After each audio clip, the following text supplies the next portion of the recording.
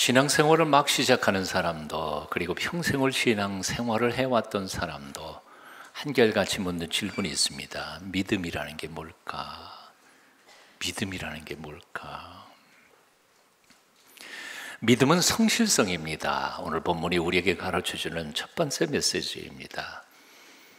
하루 이틀 새벽 기도하는 거 쉽습니다. 그러나 비가 오나 눈이 오나 새벽을 깨우며 교회에서 기도하는 거 쉽지 않습니다. 한두 번 성수 주일하는 거 쉬울 수 있지만 평생을 하루도 빠지지 않고 주일을 지키는 것 결코 쉽지 않습니다. 기분 좋을 때 찬송하는 것은 쉽지만 모든 것을 다 잃어버리고 철저하게 망한 절망의 바닥에서도 주신 자도 여호와시오 거두어 가신 자도 여호와시니 여호와여 찬송 받으소서, 욥처럼 그렇게 찬양하는 것은 결코 쉬운 일이 아닙니다. 이런 점에서 믿음의 가장 중요한 요소는 성실성입니다. 꾸준한 겁니다. 한결같은 것입니다. 어떤 환경에서도 한결같이 가야 할 길을 수곡수곡 한 걸음 한 걸음 나아가는 것, 그것이 바로 믿음이라는 것이지요. 오늘 창세기 본문 15장 1절은 이렇게 시작합니다. 이후에 여호와의 말씀이 환상 중에 아브라함에게 임하여 이르시되, 여기 집중해야 할 단어가 몇 개 있습니다. 첫째, 이후에라는 말과 환상이라는 단어입니다. 이후에 무슨 일입니까? 바로 이 창세기 15장 바로 앞장에 있는 14장에 일어난 사건입니다. 족장 아브라함이 메소포타미아 4개 연합군을 침략을 물리치고 대승을 거둔 놀라운 사건의 이야기가 바로 이 일 후입니다. 그 대승을 거둔 후에 하나님께서 환상 중에서 나타나 아브라함에게 말씀하셨다는 거죠. 환상이란 뭘까요? 히브리어 단어에서 환상, 여기 본문에서 쓰인 것은 히브리어로 카존이라고 합니다. 비전이라고 영어로 번역하기도 합니다. 이것은 하나님께서 특별히 보여주시는 특별한 계시를 말하는 말입니다. 아무 때나 아무에게나 보여주시는 게 아닙니다. 깊이 기도할 때 하나님의 놀라우신 은총 안에서 보여주시는 미래에 대한 언약의 약속과 신비한 계시인 것이죠. 인간의 본성이나 야망으로 꿈꾸는 앰비션, 야망 혹은 계획이 아닙니다. 깊이 기도하는 사람들에게 결정적인 순간에 하나님께서 보여주시는 카존, 이것은 계시입니다. 아브라함도 아무 때나 환상을 본 것은 아니었습니다. 엎드려 기도할 때 깊은 묵상 가운데서 이상을 하나님이 보여주실 때가 많았습니다. 이삭도 야곱도 요셉도 마찬가지로 깊이 기도할 때, 묵상할 때 아주 특별한 순간에 보여주셨습니다. 이사야, 예레미야, 에스겔, 신약의 베드로, 사도 요한, 바울, 심지어는 이방인 신자 고넬료 등등이 깊이 기도할 때 보여주신 계시, 환상, 카존이었습니다. 그런데 아브라함이 전쟁에서 대승을 거두고 돌아온 후에 환상 중에서 하나님께서 아브라함에게 말씀하셨다는 것입니다. 이건 뭘 의미하는 것일까요? 아브라함은 승리의 기쁨 속에서도 남들처럼 승리에 도취되어 있지 않았고, 승리를 주신 하나님 앞에 겸손히 엎드려 깊이 기도하고 묵상하고 있었다는 것입니다. 되게 많은 사람들은 배고플 때, 외로울 때, 그리고 괴로울 때, 실패했을 때, 병들었을 때 하나님을 잘 찾습니다. 그러다가 문제가 해결되고 살만하면 하나님을 떠나가 버립니다. 기도를 그렇게 많이 하던 사람도 돈 좀 벌고 살만하니까 기도 시간이 줄어듭니다. 그렇게도 겸손했던 사람이 권력을 쥐고 나니까 완전히 딴 사람으로 변해버렸습니다. 눈에 보이는 것이 하나도 없습니다. 사람들도 무시하고 하나님도 두려워할 줄 모른 채 방자하게 행동하는 것을 너무너무 많이 봤습니다. 이런 점에서 볼 때 인생에서 정말 위험한 것은 실패가 아닙니다. 오히려 성공입니다. 가난한 게 위험한 게 아닙니다. 사실은 부자가 되는 게 위험할 수 있습니다. 평범하게 살 때보다는 권력을 쥐고 떵떵거릴 때가 훨씬 더 인생이 망할 가능성이 더 많습니다. 요즘에 언론에 등장하며 손가락질 당하는 사람들을 한번 보십시오. 모두 다 너무 유명해져서 문제임, 너무 잘나서 문제임, 너무 힘이 막강해져서 실수한 사람들의 이야기들입니다. 힘없고 가난한 사람들은 교만하고 싶어도 교만할 수 없고요, 죄 지을 힘조차도 없는 사람. 그러므로 우리가 언제 기도해야 할까요? 정말 언제 특별히 열심히 기도해야 할까요? 사실은 고난당할 때가 아니라 잘 나갈 때입니다. 사도 바울은 이렇게 말합니다. 그런즉 선줄로 생각하거든 넘어질까 조심하라.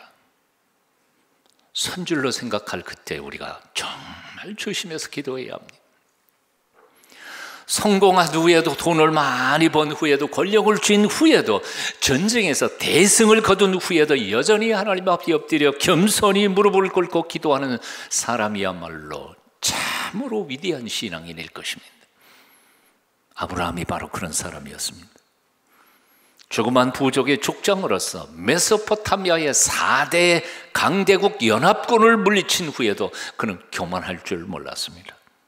그래서 그는 전쟁 전이나 전쟁 후나 똑같이 하나님 앞에 제단을 쌓고 겸손히 엎드려 기도하며 하나님의 뜻을 물었던 것입니다. 참된 믿음이란 바로 이런 것입니다. 냄비처럼 팔팔 끓다가도 불만 꺼버리면 쉽게 식어버리는 그런 얄팍한 신앙을 우리는 이제 청산해야 될 때가 됐다 그 말입니다. 변덕이 죽을 듯하는 신앙생활로는 하나님께서 우리에게 예비해 놓으신 그 참된 신앙의 깊은 맛을 결코 경험할 수 없는 법입니다. 마태복음 6장 33절에 너는 먼저 그 나라와 그 의를 구하라라고 하는 명령이 나옵니다. 그 구하라라고 하는 명령어는 헬라어 원전에서는 현재형 명령으로 쓰였습니다. 헬라어 원전의 명령법에는 두 가지의 시제가 있습니다. 하나는 에어리스트 명령이라 그래서 단순 과거형 명령, 현재형 명령. 근데 이것은 시제하고는 상관없습니다. 이것은 동작의 종료하고 상관이 있습니다. 현재형 명령이라는 것은 반복되는 행동을 표현하는 말입니다. 단순 과거 명령법이라고 하는 것은 한 번 동작에 순종하면 한 번 끝나는 겁니다. 그런데 마태복음 6장 33절에 너희는 먼저 그 나라와 그 의를 구하라 하는 명령은 한 번 구하면 끝나는 게 아닙니다. 이것은 죽을 때까지 하는 겁니다. 한두 번 기도해보다가 응답 없으면 관두는 명령이 아닙니다. 응답이 올 때까지 끝까지 꾸준히 계속해서 죽을 때까지 하는 명령이 바로 구하는 것입니다.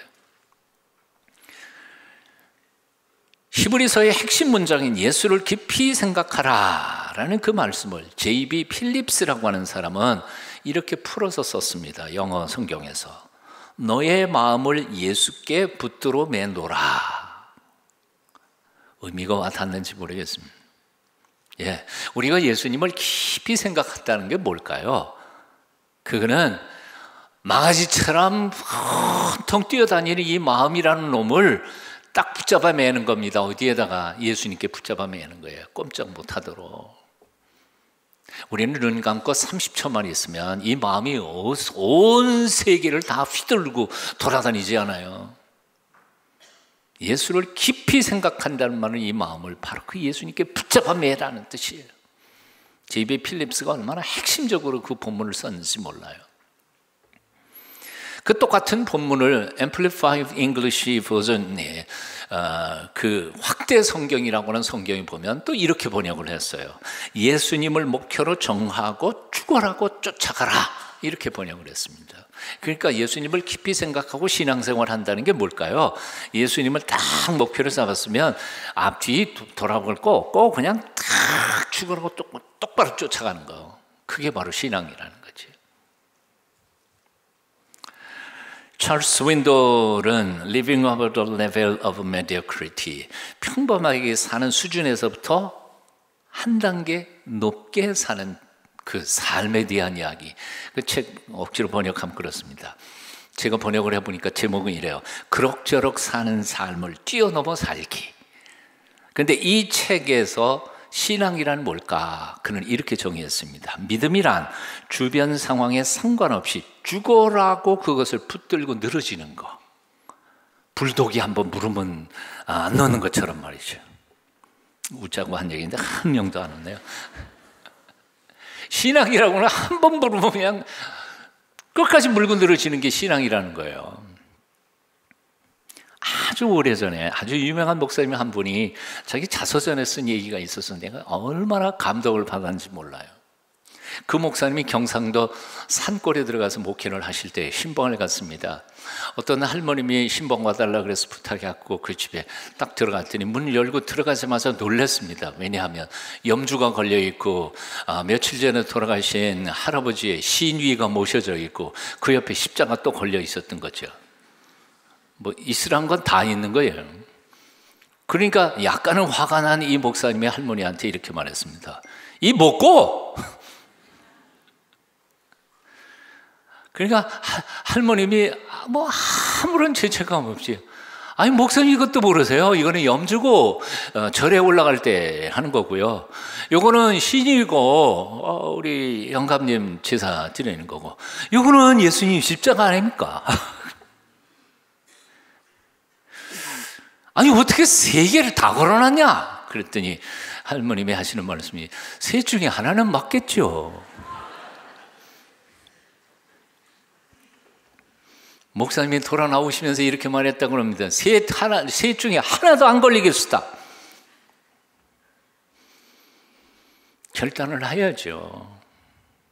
이거든 저거든 결단을 해야지. 항상 발 하나는 세상에 놓고 발 하나는 예수님께 놓고 교회에서 좀 불리하다 그러면 세상으로 도망가 버리고, 세상이 조금 불리하다 그러면 교회로 도망가 버리고, 항상 도망자 신세. 박쥐처럼 그렇게 신앙생활하고 뭘 얻을 수 있겠냐 그 말이에요. 찰스 윈돌의 책에 나오는 얘기가 바로 이 신앙에 대한 핵심적인 이야기가 바로 이런 문장도 등장하고 있습니다. 계속해라. 세상에 계속 노력하는 것을 대신할 수 있는 것은 아무것도 없다. 재능으로도 안 된다. 세상에는 재주는 많지만 성공하지 못한 사람이 무수히 많다. 천재적인 머리로도 안 된다. 세상에는 실패한 천재들이 얼마나 많까. 우수한 교육으로도 안 된다. 좋은 학교를 나오고도 별 볼 일 없이 사는 사람이 세상에 너무도 많다. 오직 꾸준히 계속하는 것, 그것만이 정말로 중요한 것이다. 동의하십니까? 한번 같이 읽어보십시다. 같이 읽어봐요. 시작. 계속해라. 세상에 계속 노력하는 것을 대신할 수 있는 것은 아무것도 없다. 재능으로도 안 된다. 세상에는 재주는 많지만 성공하지 못한 사람 무수히 많다. 천재적인 머리로도 안 된다. 세상에는 실패한 천재들이 얼마나 많은가. 우수한 교육으로도 안 된다. 좋은 학교를 나오고도 별 볼 일 없이 사는 사람이 세상에는 너무도 많다. 오직 꾸준히 계속하는 것, 그것만이 정말로 중요한 것이다. 그렇습니다. 믿음이 그래요. 믿음은 성실성이에요. 꾸준함이에요. 계속하는 거예요. 되든 안 되든 늘 무릎을 꿇고 하나님 앞에 꾸준히 나아가는 사람에게만 하나님께서는 화전, 비전, 환상을 보여주신다 그 말이에요. 웬 다른 사람들은 다 봤다는데 나는 하나도 안 보일까? 간단하죠. 그만큼 기도해 봤어요? 예? 가난하든 부하든 기쁘든 슬프든 성공했든 실패했든 건강하든 병들었든 상관없이 한결같이 하나님 앞에 무릎을 꿇는 사람에게만 하나님은 당신의 놀라우신 역사와 비전들을 보여주신다 그 말입니다. 기근이 들어서 애굽으로 피난살이하던 그 고난의 시절에도 4개 연합군을 물리치고 대승을 거두었을 때에도 아브라함은 한결같이 제단을 쌓고 하나님 앞에 기도하며 묵상했습니다. 그러니 하나님이 아브라함에게 환상 가운데 말씀하지 않으시겠느냐 그 말이에요. 2019년 이 사순절, 이 거룩하고 아름다운 계절에 여러분의 무릎이 꿇려질 수 있기를 바랍니다. 여러분의 눈이 감겨지고 마음의 눈이 열리시게 되시기를 축원합니다.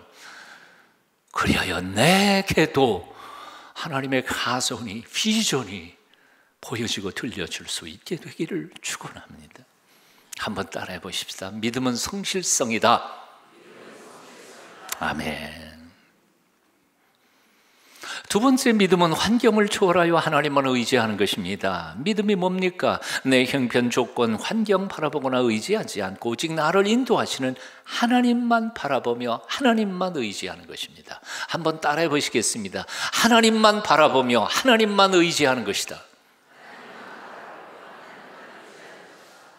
예, 오늘 1절 본문 말씀을 계속 읽어 봅니다. 이후에 여호와의 말씀이 환상 중에 아브라함에게 임하여 이르시되 두려워하지 말라. 나는 내 방패여 너희 지극히 큰 상급이니라. 하나님께서 아브라함에게 환상 가운데 나타나셔서 말씀하시는데 두려워하지 마라 하고 말씀하십니다. 왜 두려워하지 말라 그랬을까요? 간단하잖아요. 두려워하고 있으니까 두려워하지 말라 그랬지. 이 쉬운 문제를 모르시겠어요? 두려워하고 있으니까 두려워하지 말라고 그러신 거죠. 그러면 아브라함은 왜 두려워하고 있는 거예요? 뭘 두려워하고 있는 거예요? 그 힌트가 2절, 3절에 있습니다. 같이 읽어보시겠습니다. 2절, 3절 함께 읽습니다. 시작. 아브라함이 이르되 주 여호와여 무엇을 내게 주시려 하나이까? 나는 자식이 없사오니 나의 상속자는 이 다메섹 사람 엘리에셀이니이다. 아브라함이 또 이르되 주께서 내게 씨를 주지 아니하셨으니 내 집에서 길린 자가 내 상속자가 될 것임이니라. 뭐라고요?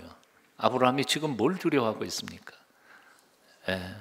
지금은 전쟁 중에서 대승을 거두기도 하고 하나님께서 복 주셔서 이렇게 물질과 복의 많은 축복을 받고 살지만 다 늙어버린 이 하레비가 죽고 난 다음에 이 감은 누가 이어받을까? 후계자의 문제에 대한 두려움입니다. 여기서 내 대에 누가 있겠느냐? 결국은 저 내 몸에 피해서 난 놈은 아니지만 저 가정에 있던 저 종놈한테나 뭐 물려줄 수밖에 없지. 아브라함이 조금은 하나님 앞에, 조금이 아니었던 것 같아요. 많이 하나님 앞에 섭섭했던 것 같아요. 그래서 좀 삐쳤어요. 그래서 그 다음을 읽어보면 아브라함이 감정이 튀어나와요. 뭐라 그래요? 주께서 내게 씨를 주지 아니하신 거로 내 집에서 길린 종놈이 상속자가 되겠지요. 그리고 궁시렁거리는 거지. 우리가 성경을 읽을 때 그 말씀하는 사람의 감정까지도 읽어낼 줄 알면 성경을 잘 읽는 겁니다. 성경책이니까 그러고 그냥 읽는 게 아니에요. 아브라함이 지금 엄청 삐쳤어요. 화가 난 거죠. 하나님 왜 그 마음을 모르겠어요? 하나님이 대답하십니다. 4절 5절 읽어봅니다. 여호와의 말씀이 그에게 임하여 이르시되 그 사람이 내 상속자가 아니라 내 몸에서 날짜가 내 상속자가 되리라 하시고 그를 이끌고 밖으로 나아가 이르시되 하늘으로 무뼈를 셀 수 있나 보라. 또 그에게 이르시되 네 자손이 이와 같으리라. 엄청나게 놀라운 약속입니다. 100살 할아버지 90살 할머니가 자식을 낳겠다고 약속하시는 거죠. 그런데 이 놀라운 하나님의 약속보다 더 놀라운 일이 벌어졌습니다. 100살 노인 아브라함이 그걸 믿었다는 거죠. 하나님의 약속도 놀랍지만 그걸 믿은 100살 할아버지의 믿음도 놀라운 거 아니에요. 여러분 생각해 보세요. 40살에 애 낳은 것도 요즘은 참 얘기거리가 돼요. 거기다가 50살에 애 낳으면 신둥이라고 해가지고 이거는 뭐 기적처럼 얘기잖아요. 그러면 60살 할머니가 애 낳을 들어본 적이 있으세요? 글쎄 60살 할머니가 애 낳았다는 거 들어본 적 별로. 해외 토픽감일 것 같은데 80살에 애, 90에 애, 전혀 불가능한 거죠. 근데 아브라함은 뭐요? 믿었다는 거예요. 이 위대한 아브라함의 믿음에 대하여 수천 년이 지난 후 사도 바울은 그 아브라함의 믿음에 대하여 이렇게 논평을 해요. 로마서 4장 18절 이하입니다. 우리 한번 같이 읽어보실까요? 로마서 4장 18절 시작. 아브라함이 바랄 수 없는 중에 바라고 믿어. 뭐라고요? 뭘 바래? 100살이 어떻게 애를 낳아요? 90살 할머니가 애를 어떻게 낳아? 바랄 수 없는 거예요. 희망 없는 거예요. 이미 끊어진 거예요. 그런데 바랐어요. 하나님이 하시면 할 수 있는 거지. 아멘. 그게 아브라함의 믿음이었다는 거죠. 그 다음 또 읽어볼까요? 이는 네 후손이 이와 같으리라 하신 말씀대로 많은 민족의 조상이 되게 하려 하십니다. 19절, 그가 100세나 되어 자기 몸이 죽은 것 같고, 참 요즘에 참 재미있는 얘기 있더라고요. 나이 늙어가니까요, 집에 누워있는 놈이나 산에 누워있는 놈이나 똑같아. 뭔 뜻인지 못 알아들은 사람도 있는 것 같아요. 제가 제법 이 나이에는 건강한 편인데도 70 가까우니까요, 힘든 건 사실이에요. 아무리 안 늙은 척 해도 힘들어요. 2주 동안 운동 안 하다가 2주 만에 내려가고 도장에서 젊은 친구들하고 한바탕 게임하고 올라왔더니 그날 안 죽을 것 같아. 팔다리가 쑤시고 그냥. 어쩔 수 없어요. 70이 내일 모레도 그런데 80, 90, 100? 아이고, 정말 집에 누워있거나 산에 누워있거나 똑같은 거지. 그가 100세나 되어 자기 몸이 죽은 것 같고 사라의 태가 죽은 것 같음을 알고도 몰랐던 게 아니에요. 정신 나간 할아버지가 아니야. 다 알았어. 근데 첫 번째, 믿음이 약해지지 않았어요. 이게 위대한 믿음인 거죠. 우리는 조금만 문제가 생겨도 하나님이 있네 없네, 하나님이 날 버렸네 어쩌네 그러고 소리쳐요. 이 100살 할아버지가 자기 몸에 죽은 것을 잘 알고 있으면서도 믿음이 약해지지 않았어요. 두 번째 뭐예요? 19절, 그가 20절, 믿음이 없어 하나님의 약속을 의심하지 않았고 믿음에 오히려 견고하여져서 하나님께 영광을 돌리며 약속하신 그것을 또한 능히 이루실 줄을 확신하였으니 그러므로 그것이 그에게 의로 여겨졌느니라. 하나님이 그런 아브라함의 믿음을 보시고 그래, 그걸 의로 여긴다 하고 축복하셨던 것이지. 여러분, 믿음이라는 게 도대체 뭘까요? 내 앞에 닥쳐오는 환경 바라보는 게 아니고요, 이 환경과 조건 보면 절대로 불가능해요. 그 환경과 조건 앞에 있는 나의 무능한 초라한 모습을 들여다보면 이건 정말 희망이 안 보여요. 믿음이란 뭐냐면 지금 내 앞에 몰려오는 폭풍 같은 환경, 그 조건도 보지 않고 나의 무능함도 보지 않고 오히려 이 모든 것을 뛰어넘어서 인간의 역사를 주관하시는 하나님만 바라보며 그 하나님만 의지하는 게 믿음이라 그 말이죠. 하나님이 전능하신 거 믿으세요? 하나님이 우리를 위하여 언약하신 그 약속들을 믿으세요? 그렇다면 뭘 걱정하세요? 시간은 좀 걸리겠지만 하나님은 반드시 당신의 약속하신 것을 지키는 줄 우리가 믿으니까 옆에 있는 사람 얼굴 쳐다보시면서 이렇게 인사하십시다. 버텨. 언제까지요? 하나님의 약속이 성취될 때까지 버티면 돼. 버티는 자가 이기는 거예요.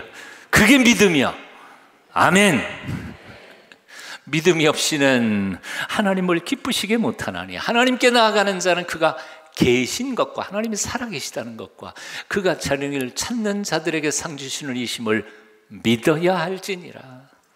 믿음이 없이는 하나님을 기쁘시게 못해요. 그렇다면 뭘 믿어야 돼요? 하나님이 살아계시다는 것. 두 번째는 하나님 찾아가는 사람에게 하나님께서 반드시 상 주신다는 사실을 믿는 것, 믿음이에요. 믿음이란 뭐라고요? 하나님만 바라보는 거예요. 하나님만 의지하는 거예요. 지금 환경이나 조건 바라보면서 절망하지 않는 거예요. 나 보면서 낙심하지 않는 거예요. 하나님만 바라보는 거예요. 아브라함이 그렇게 믿었다고 말이에요. 세 번째로 믿음은 말이 아니라 실천입니다. 고백이 아니라 구체적으로 삶을 살아가는 것입니다. 많은 그리스도인들이 믿는다 말해놓고는 삶은 하나도 실천하지 않습니다. 그건 믿음이 아닙니다. 믿음은 단순한 동의나 고백이 아닙니다. 마음의 결심만도 아닙니다. 참된 믿음은 자기가 결심한 것을 삶으로 살아내는 것입니다. 실천하는 거예요. 믿음의 그 길을 끝까지 걸어가는 거예요. 되든 안 되든. 아브라함은 자신의 형편과 처지로는 결코 이루어질 수 없는 하나님의 언약의 약속을 있는 그대로 믿었습니다. 그 엄청난 장래에 대한 언약, 비전, 꿈을 주시는 대로 받고 아멘 하고 받아들였습니다. 그리고 거기서 끝난 게 아니에요. 그 믿음의 길을 끝까지 걸어갔어요. 버티었어요. 성취될 때까지. 그래서 그는 100세에 이삭을 낳았고 430년 뒤에는 그 후손들을 통하여 약속의 땅 가나안 땅을 얻게 되었습니다. 그러므로 사랑하는 여러분, 하나님이 주신 꿈, 이루어질 징조가 보이지 않는다고 해서 너무 낙심하지 않기를 바랍니다. 쉽게 포기하지 않기를 바랍니다. 의심하지 않기를 바랍니다. 하나님은 사람이 아니시니 시건치 않으시다는 말씀을 기억하시기를 바랍니다. 하나님 한 번 약속하신 것은 반드시 지키실 줄로 믿고 끝까지 기다리고 참아 버티시기를 축원합니다. 나치 치하에서 프랑스 젊은이들이 레지스탕스 운동을 벌였습니다. 거창한 계획을 세우고 추진하려고 하다가 사전에 계획이 발각이 돼서 절반 이상이 다 잡혀가 버렸습니다. 계획은 무산돼 버렸습니다. 살아남은 몇 사람이 모여가지고 대책을 논의합니다. 다 불이 팍 죽어버렸습니다. 그 중에 한 청년이 일어나 말했습니다. 동지들, 이젠 다 끝났어. 모두 자폭해버리고 죽고 맙시다. 그래서 한 다른 청년이 일어나 소리쳤습니다. 아니요, 아직 안 끝났어. 절대로 끝나지 않았어. 우리가 꿈을 버리는 그날 비로소 모든 것이 끝날 것이요. 뭐예요? 꿈만 버리지 않는다면 결코 끝난 건 아니라는 거죠. 인생에 한두 번 실패했다고 인생이 끝나겠습니까? 하나님이 주신 비전, 그걸 포기할 때만 우리 인생은 끝나는 줄로 압니다. 그러니 포기하지 마시라는 거죠.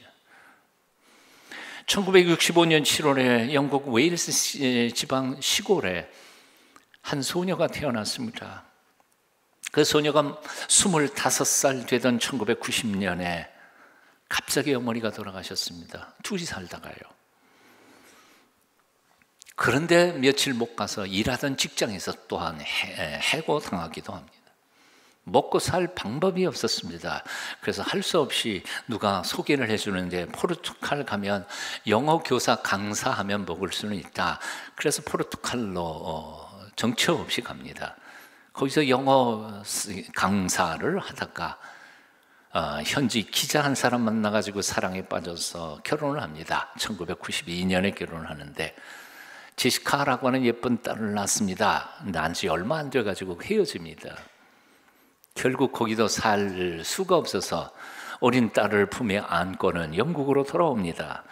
여동생이 갈 데가 없으니까 여동생이 살고 있는 에든버러에 방 한 칸 아파트 세를 얻어 살지만 돈이 없으니까 정부 생활보조비로 주당 69파운드로 연명을 하는데 보조비마저 끊어지는 달에는 아이에게 우유 먹일 돈도 없으니까 그냥 맹물을 거기에다 해서 빨리곤 했다고 합니다. 이 처절한 삶 속에서 할 일 없이 아이를 유모차에 태워가지고 공원을 돌아다니다가 머릿속에 스쳐 지나가는 재미있는 이야기 한 줄거리가 있었습니다. 집으로 돌아와서 고물 타자기로 글을 쓰기 시작합니다. 1996년 6월 원고 뭉치를 들고 출판사를 쫓아다니지만 아무데도 출판해주는 출판사가 없었습니다. 그래도 포기하지 않고 전전하다가 마침내 브론스웰이라고 하는 출판사에서 출판을 했는데 한국을 포함해서 전 세계 40개국 이상에서 베스트셀러로 팔린 책, 잘 아시죠? 해리포터의 신두름을 일으킨 조앤 롤링이라고 하는 이 작가의 이야기입니다. 사랑하는 여러분, 삶이 요즘 너무 힘들고 어렵습니까? 어르신들은 하늘이 무너져도 솟아날 구멍이 있다고 하시던데 요즘은 그 구멍조차도 보이지 않을 때 어떤 분이 그러더라고요. 하늘이 무너져도 구멍이 보인다는데 구멍도 안 보여. 아브라함이 절망 속에서 두려워할 때 위대한 꿈을 주시던 그 하나님을 마음의 눈을 열고 바라보실 수 있기를 축원합니다. 캄캄한 로마 옥중에서 장차받을 하늘의 상급을 기대하면서 기쁨의 편지를 빌립보에 보냈던 사도 바울을 깊이 묵상해 보십시오. 헤롯의 협박, 암살의 협박 앞에서도 당당하게 끝까지 사명의 길을 걸어가셨던 예수님을 깊이 묵상해 보십시오. 하나님은, 우리 하나님은 비전 하나님, 꿈의 하나님이십니다. 꿈을 역사 속에서 이루어 가시며 영광 받으시는 전능하신 아버지이십니다. 이 사순절 아름다운 복된 계절에 사모하는 마음으로 무릎을 꿇고 그분을 향하여 기도를 올리시면서 바로 아브라함에게 나타나셔서 환상 중에 말씀하시던 그분을 만나 배울 수 있게 되기를 축원합니다. 기도하겠습니다. 기도하는 자들에게 환상을 주시는 하나님, 그 비전과 꿈을 통해 언약을 이루어 가시는 전능하신 하늘아버지, 나 혼자만의 이기적인 꿈이 아니라 우리 모두가 다 복되게 사는 위대한 환상을 이 사순절 아름다운 계절에 저희에게도 허락하여 주시옵소서. 예수님 이름으로 기도합니다. 아멘.